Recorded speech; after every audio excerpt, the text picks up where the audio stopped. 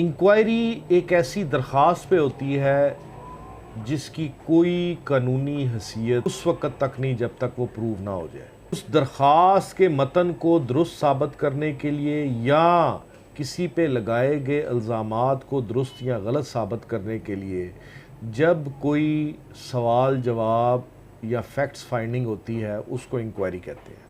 ये इंक्वायरी दीवानी भी हो सकती है, ये इंक्वायरी महकमाना भी हो सकती है, ये इंक्वायरी फौजदारी भी हो सकती है। जबकि इन्वेस्टिगेशन जो है वो after registration of criminal case होती है। जब रजिस्ट्रेशन ऑफ क्रिमिनल केस हो जाएगा उसके बाद उसकी इन्वेस्टिगेशन होगी।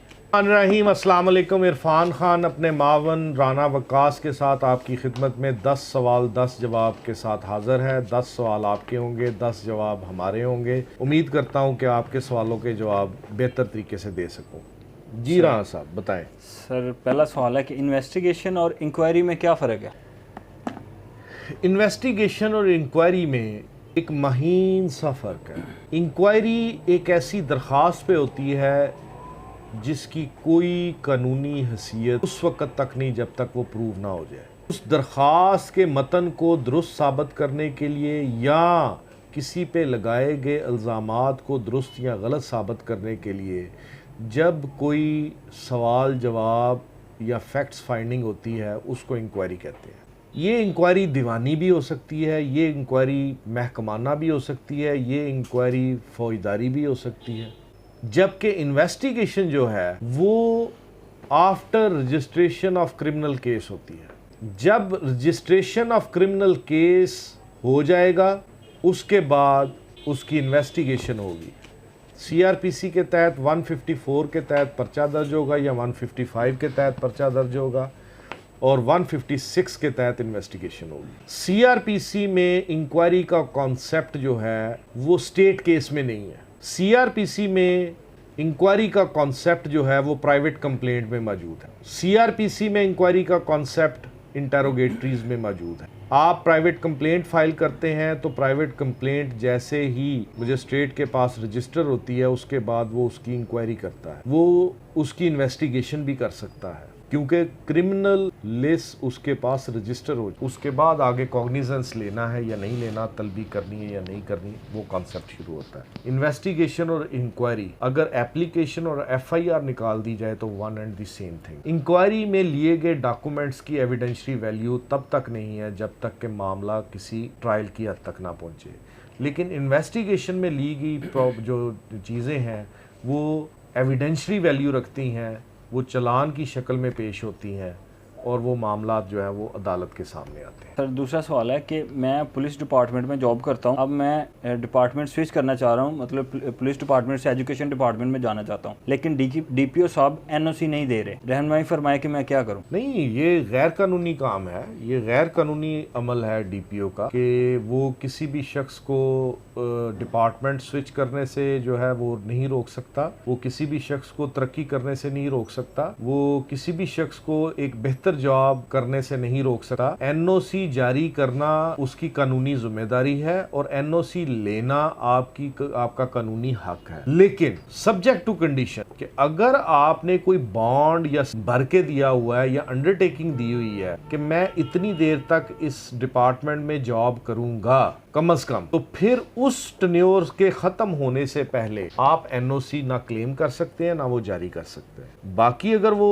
जाती अनाद में या वैसे ही मस्ती में, कई दफा ऑफिसर मस्ती में ही कहते हैं जी नहीं करना चाहें जो करना कर लें, तो फिर अदालतें पूछती हैं जी उनको आपसे क्या शिकवा है। अब बंदा पूछे कि एक बंदा अगर हेड कांस्टेबल है और डीपीओ उसको इनकार कर देता है मस्ती में आके ही कि मैंने नहीं देना, तो अब इसका जवाब अदालत को क्या दें कि जनाब एक डीपीओ का एक कांस्टेबल के साथ क्या हो सकता है। ये कानून देखना है, कानूनी तौर पर कोई कदगन नहीं है, लेकिन अगर आपने कोई बॉन्ड भर के दिया हुआ है तो फिर कदगन है। हाँ, इसका हल क्या है? अगर डीपीओ आपको एनओसी जारी नहीं करता तो आप आरपीओ को एप्लीकेशन दें कि जी डीपीओ मुझे नहीं एनओसी जारी करके दे रहा। आरपीओ नहीं करता तो फिर आईजी को दें। अगर वो भी कोई रीजनिंग नहीं बताता तो फिर आप जो है वो कोर्ट में आ सकते हैं कि जनाब एनओसी लेना मेरा हक है और मुझे ये जारी नहीं करना। नेक्स्ट क्वेश्चन है कि मेरे अब्बू ने 15 साल पहले एक दुकान किराए पर दी थी, का रिटर्न एग्रीमेंट कोई मौजूद नहीं है, वर्बली था। 3 साल पहले मेरे अब्बू की डेथ हो गई है, अब किराएदार दुकान खाली नहीं कर रहा, कानूनी तरीका से रहनुमाई फरमा दें। अच्छा, मैं बार बार एक बात आपको बता रहा हूँ कि कुरान पाक में भी ये है कि जब कोई ऐसे मामलात हों तो लिख लो। खैर, अब प्रॉपोजिशन ये है कि हमने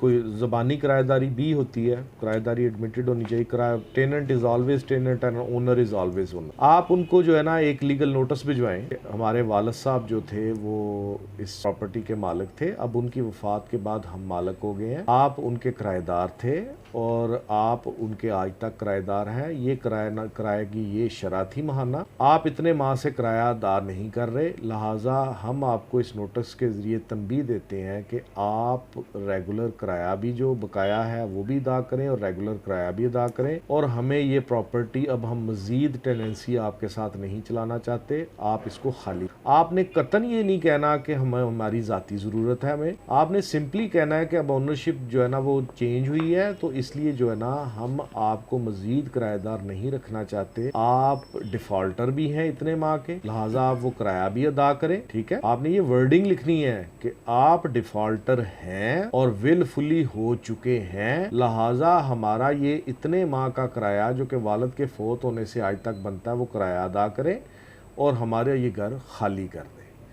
ये नोटिस भिजवाने के बाद उसका रिकॉर्ड अपने पास रखें, रजिस्टर्ड एडी जो है वो एडी वापस आता है उसका, रसीद का तमाम रिकॉर्ड अपने पास रखें, उनको सर्व करवाएं, पर्सनली जाकर भी सर्व करवाएं। वहाँ पे वीडियो बना सकते हैं आप, वीडियो बनाएं कि हमने ये पर्सनली भी इसको हैंड ओवर किया है, और ये करने के बाद आप जैक्टमेंट पिटीशन फ़ाइल करें। जैक्टमेंट पिटीशन फ़ाइल करने के बाद आपको इसका कब्ज़ा मिल जाएगा। जी राज सर, नेक्स्ट क्वेश्चन है कि एक ठेकेदार ने ज़राई ज़मीन ठेका पर हासिल की, ठेका की मियाद ख़त्म हो गई है लेकिन ठेकेदार कब्ज़ा नहीं छोड़ रहा, मेहरबानी कानूनी रास्ता बता दें। पंजाब टेनेंसी एक्ट के तहत आप जो है ना वो एसी को एप्लीकेशन देंगे बेदखली की, और वो बेदखली की एप्लीकेशन पे प्रोसेस होगा, और उसके बाद अगर आपका कोई ठेका आउटस्टैंड कर रहा है या जो भी मामलात हैं, तो वो फिर आपका अगर ज़राई ज़मीन है तो एसी जो है, असिस्टेंट कमिश्नर जो है या असिस्टेंट कलेक्टर जो है, वो आपको कब्ज़ा वागुज़ार करा के देगा। जी हाँ सर। नेक्स्ट क्वेश्चन है सर कि मैंने अमानत के तौर पर एक दोस्त के पास कुछ पैसे रखवाए थे, अब वो पैसे वापस नहीं कर रहा, रहनुमाई फरमाएं कि मैं अच्छा, अब इसमें भी वही बात आ गई है कि लिखत पढ़त नहीं हुई। अब मेरे भाई शायद ये पूछना चाह रहे हैं कि मैं इनको क्रिमिनल ब्रीच ऑफ ट्रस्ट का कह दूंगा। क्रिमिनल ब्रीच ऑफ ट्रस्ट तो ये है नहीं है, आपने सिंपली एक चीज़ रखवाई है और उसने, ये मिस अप्रोप्रिएशन के ज़ुमरे में आ सकता है, लेकिन क्रिमिनल ब्रीच ऑफ ट्रस्ट में नहीं आता। भाई इसका सादा सा हल है कि आप अदालत में रिकवरी सूट फाइल करें या थाने में एक एप्लीकेशन दें कि मैंने अमानतन ये रकम रखवाई थी, इसने मेरी अमानत में ख़यानत करते हुए ये रकम जो है वो हड़प कर ली है। हो सकता है 403 का पर्चा हो जाए, या अगर आप सोर्सफुल हैं तो 406 का भी हो सकता है। जी हाँ सर। सर सवाल है कि अगर एक शख्स ज़मीन फ़रोख्त कर रहा हो तो उस वक्त दूसरा शख्स तकसीम जायदाद का दावा कर दे तो क्या उस दौरान हुक्म इम्तनाई ले सकता है? जी जी बिल्कुल ले सकता है। अगर आप तकसीम का दावा दायर करते हैं और उसके साथ आप स्टे भी हासिल कर सकते हैं कि जनाब जब तक तकसीम का अमल पूरा नहीं हो जाता तो ये मखसूस जो है खसरों में जो है ना वो फ़रोख्त नहीं कर सकता, इस हद तक आप ले सकते हैं।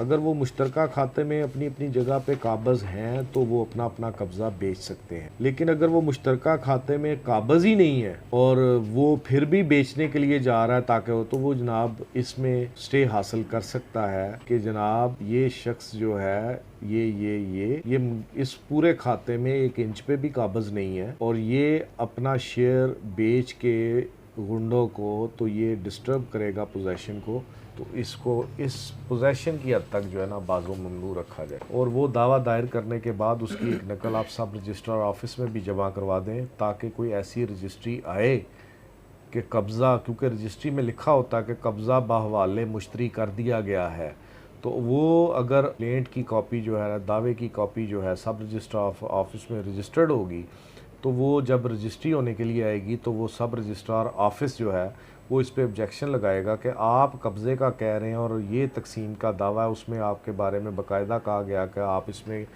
किसी 1 इंच के भी माल काबज़ नहीं है, तो फिर ये रजिस्ट्री वैलिड कैसे है? कब्ज़ा तो आपके पास है नहीं है, तो आप कैसे ये रजिस्ट्री कर सकते हैं विद दैट वर्डिंग कि मैं कब्ज़ा हवाले मुश्तरी कर रहा हूँ? जी सवाल है कि अगर कोई अपनी प्रॉपर्टी या रकम किसी रिश्तेदार को गिफ्ट करना चाहे टू अवॉइड सम लायबिलिटीज, क्या गिफ्ट प्रोसीजर मुकम्मल होने के बाद भी चैलेंज किया जा सकता है जबकि उस प्रॉपर्टी या रकम पर कब्जा रिश्तेदार का हो? अच्छा, बात बड़ी सादा सी है। मैंने बड़ा इजी फार्मूला बताया हुआ है कि उस प्रॉपर्टी पे या उस शख्स पे जो ये करने जा रहा है उस पे जिम्मेदारी किस तारीख को आई। 1 जनवरी को उसके ऊपर जिम्मेदारी आई और उसने 30 जनवरी को वो प्रॉपर्टी वन और दी अदर वे, बैक की शक्ल में, हिब्बा की शक्ल में, तबादला की शक्ल में, वट एवर दी केस में भी वो उसको फरोख्त कर देता है। लाइबिलिटी 1 जनवरी को पैदा हो चुकी है, तो वो ट्रांजैक्शन रिवर्स होगी, लेकिन सब्जेक्ट टू कंडीशन कि 1 जनवरी को अगर लाइबिलिटी अक्रू कर गई है तो उसकी अटैचमेंट उस प्रॉपर्टी के साथ भी होनी चाहिए। अगर उस प्रॉपर्टी के साथ नहीं है तो फिर ये होना चाहिए कि 1 जनवरी को आपने दावा दायर किया और उसमें अटैचमेंट ऑफ प्रॉपर्टी की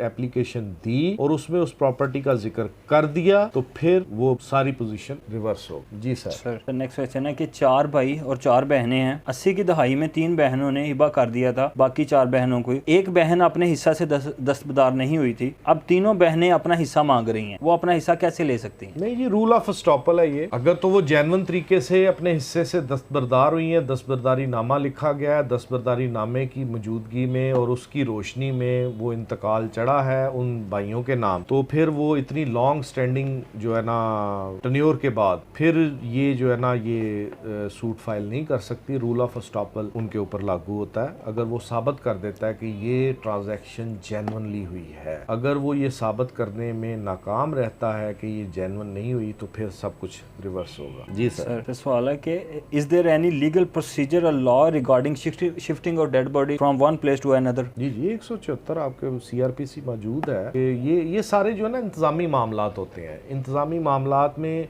सबसे पहले तो आपको ये बावर करवाना चाहिए कि ये बस जैसे लावारिस लाश मिलती है तो पुलिस उसको अमानतन दफन करती है, और जब जैसे ही कोई लवाहिक आते हैं तो उनके पास ऑप्शन होता है कि उधर ही दफन रहने दें या उसको वहाँ से निकाल के कहीं और शिफ्ट कर दें। जनरली जो है जो प्राइवेट मामलात हैं, प्राइवेट लोगों के मामलात हैं कि एक का भाई बी फौत हुआ और उसने अमानतन दफन कर दिया और वहाँ से निकाल के फिर वो कहीं और लेके जाना चाह रहा है, ये एक जो है अगर कोई ऑब्जेक्ट नहीं करता और ये इनके अपने इंटरनल मामलात है तो इसमें तो अदालती अमल दखल है। लेकिन अगर ये मामलात ये हों कि वो किसी ऑफेंस के साथ रिलेटेड करते हो तो फिर उसमें जो है ना वो उसकी एक्सुमेशन के लिए भी प्रोसेस है, उसका जो है वो शिफ्टिंग के लिए भी प्रोसेस है कि जनाब इंतज़ामी तौर पर वो इजाज़तनामा लेगा तो फिर वहाँ से शिफ्ट किया जाएगा।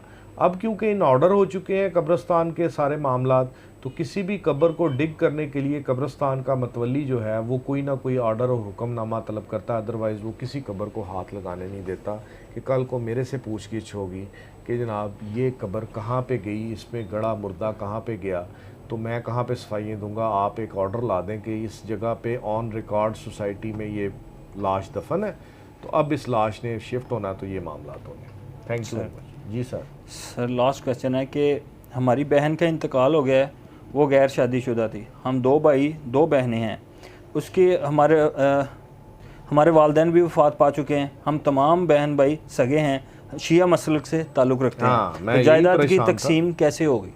हाँ, यही मैं परेशान था कि ये प्रोपोजिशन बड़ी सीधी सी है तो इसमें क्या पूछने वाली बात है, लेकिन एंड पे आया कि वो अच्छा शिया मसलक पे मैं बात करते हुए थोड़ा सा घबराता हूँ। शिया मसलक में मुख्तलिफ जो है ना मामलात मुख्तलिफ निज पे हैं, तो मुझे इतना अबूर नहीं हासिल शिया मसलक के ऊपर, लेकिन ये बड़ा सीधा सा सवाल किया है, इसमें थोड़ी सी बाइफर्केशन है। अगर तो ये कितने बहन और कितनी 2 भाई 2 बहनें। अब एक बीबी फौत हुई है इशूलेस, अनमैरिड, ठीक है। yes. अब उसकी ना वालदैन है, सिर्फ 2 भाई और 2 बहनें हैं। जी। अब शिया मसलक ये कहता है कि अगर तो वो चारों बहन भाई उसके सगे हैं, सगे से मुराद एक ही माँ से और एक ही बाप से हैं, तो ऐसी सूरत हाल है तो फिर चारों बहन भाइयों में इक्वल डिस्ट्रीब्यूशन हो कि वो सारी जायदाद के 4 हिस्से होंगे और एक एक हिस्सा चले जाएगा, इररिस्पेक्टिव ऑफ दिस फैक्ट के कोई बहन है, कोई मुअन्नस है और कोई मुज़क्कर है। ये कॉन्सेप्ट नहीं है। अगर वो सगे बहन भाई हैं तो तमाम में बराबर के तहत जो है वो तकसीम होगा। लेकिन अगर वो सगे नहीं है आपस में कि 2 भाई और 2 बहनें, उनमें से एक भाई और एक बहन जो है ना वो एक और बाप से है और एक बहन और एक भाई एक और बाप से है, अब जिसके साथ वो बहन रिलेट करेगी ना, वो बहन रिलेट करेगी, वो उसके सगे होंगे। अगर वो सगे मौजूद हैं तो सिर्फ वही वारिस होंगे, दूसरे नहीं होंगे। लेकिन अगर माँ एक है और बाप डिफरेंट है तो फिर उसमें जो है वही असूल लागू होगा कि जो एक ही बाप से हैं वो और जो दूसरे बाप से हैं वो डिफरेंशिएट करेगा और वही मुअन्नस और मुज़क्कर का कि मुअन्नस एक हिस्सा और मुज़क्कर 2 हिस्से ले। थैंक यू वेरी मच जी, बहुत बहुत शुक्रिया। 10 सवाल 10 जवाब के साथ आपकी खिदमत में हम हाजिर थे। उम्मीद करते हैं कि आपकी तसल्ली के मुताबिक जो जवाब दिए गए हैं, अगर कोई कमी बेशी कोताही रह गई हो तो मुझे माफ़ फरमा दीजिएगा। अल्लाह हाफ़िज़।